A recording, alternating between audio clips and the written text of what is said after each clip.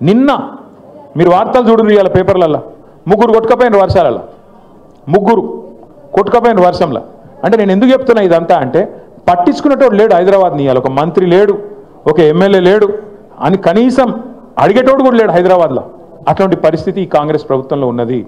జిమ్మెదారు గల ప్రభుత్వం అయితే, నిజంగా బాధ్యత గల ప్రభుత్వం అయితే ఇట్లాంటి వర్షాలు పడుతున్నప్పుడు సీరియస్గా పెద్ద ఎత్తున ఇబ్బందులు ఉన్నప్పుడు ప్రజలకు ఒక ముగ్గురు మంత్రులను జూబ్లీహిల్ సెలక్షన్లో పెట్టుడు కాదు, ముగ్గురు మంత్రులను హైదరాబాద్ మొత్తంలో పెట్టి ఎక్కడ సమస్య ఉంటే అక్కడ పోయి పరిష్కారం చేస్తే ఒక గది ప్రభుత్వం అవుతుంది. ఆ పని మనం చేసినాం 10 ఏళ్ళు, వీళ్ళు చేయలేదు. సరే మనం కట్టినట్టు వీళ్ళకు 36 ఫ్లైఓవర్లు కట్టే చేత కాకపోవచ్చు, కానీ కనీసం పొక్కలు ఊడ్చే తెలివి కూడా లేదా? కనీసం రోడ్ల మీద గుంతలు పడితే ఆ గుంతలు ఊడ్చే తెలివి కూడా లేదా? దయచేసి ఆలోచించండి.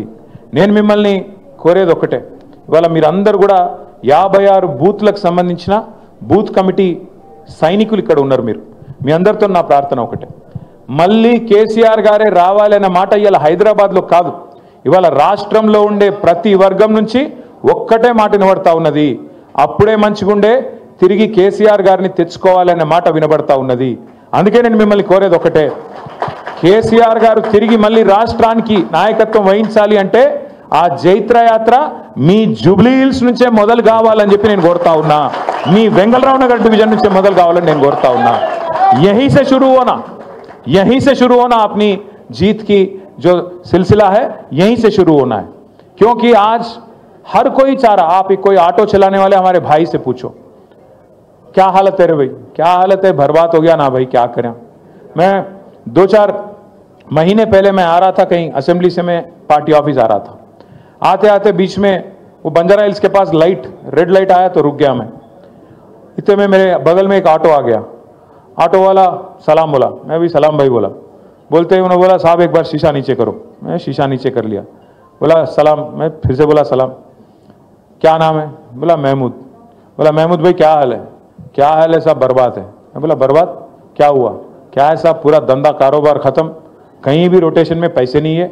एक तरफ रियल एस्टेट खत्म हो गया, एक तरफ हमारा कारोबार खत्म हो गया. कहीं भी आज कहीं भी देखो आप, आज कोई नहीं है साहब.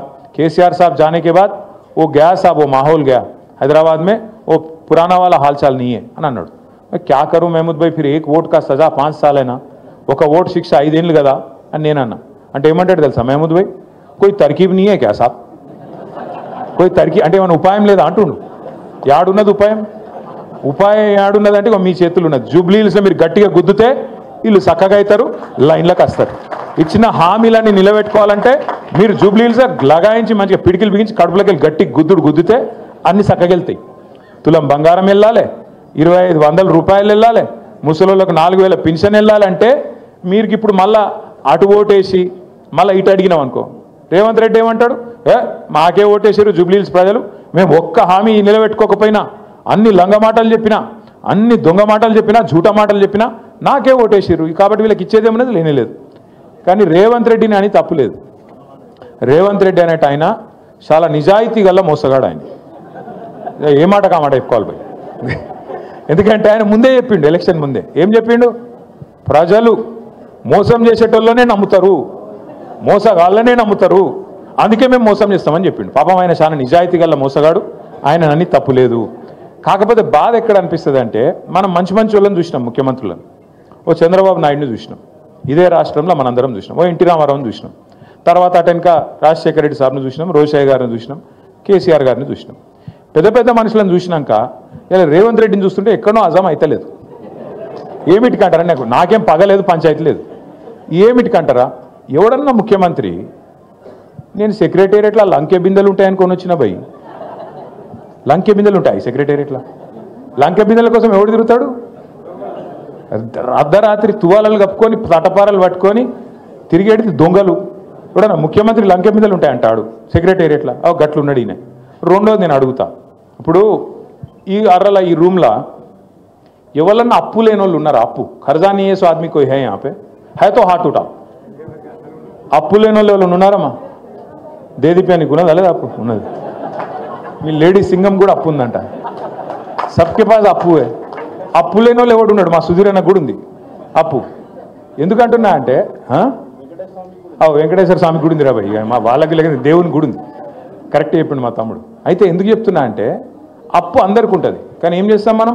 అప్పు హైతోవి కర్జా హైతోవి లోపల బనీన్కు పొక్కలున్నా మీదికెళ్ళి మాత్రం కడక్ అంగి వేసుకుంటాం, బయటికి మాత్రం షాన్ మే ఫరక్ నీ అని అన్నట్టు తిరుగుతాం. ఎందుకు తిరుగుతాం?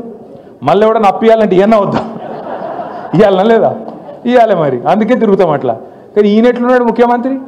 ముఖ్యమంత్రి అంటేనే కుటుంబానికి పెద్ద.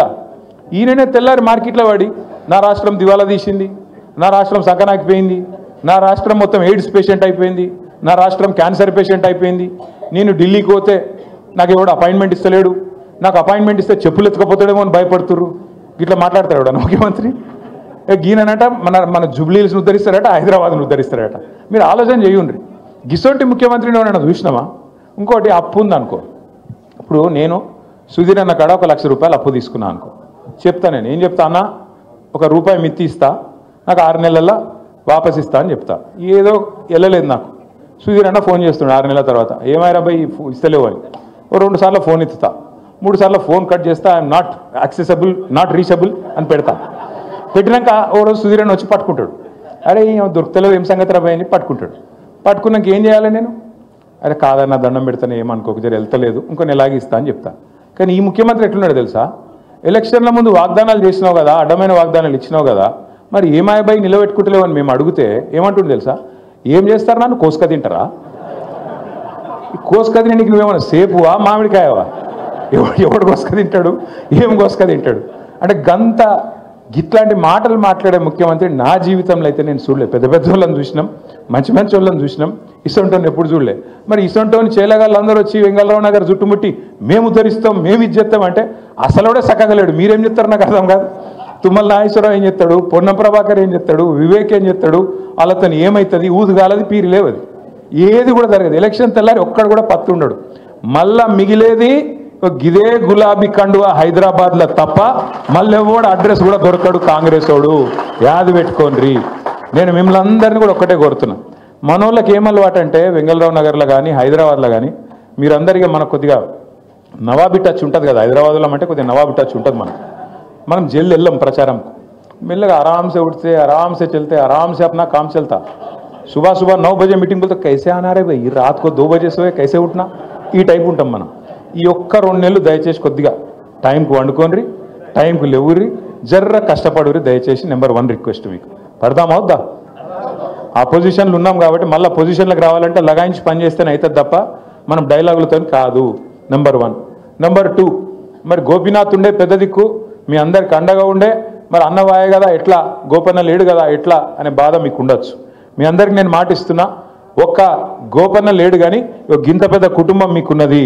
నేనున్నా, విష్ణన్ ఉన్నాడు, సుధీర్ అన్న ఉన్నాడు, భాస్కర్ అన్న ఉన్నాడు, సోయల్ భాయ్ ఉన్నాడు, సునీతమ్మ ఉన్నది, దేదీప్యం ఉన్నది. ఇంతమందిని కూడా మీరు ఏ అర్ధరాత్రి పిలిచినా మీ కాడికి వచ్చే బాధ్యత మాది. తప్పకుండా మిమ్మల్ని కాపాడుకునే బాధ్యత మాది. పెడతారు కేసులు, పెడతారు, బెదిరిస్తారు, ఇది అంటారు, అదంటారు. మీరు చూస్తూనే ఉన్నారు కదా నా వెంబడి ఎట్లా పడ్డారు. కేటీఆర్ని ఇలా జైల్లో పెడతారు అని ఒకడు అంటాడు. బాంబులు వెళ్తూనే ఉన్నాయి దసరా కన్నా ఒకటి, దీపావళికి అంటాడు ఒకడు. మరి ఆ దీపావళి పోయింది, ఇప్పుడు మళ్ళీ దీపావళి వస్తుంది. బాంబు లేదు, భీము లేదు.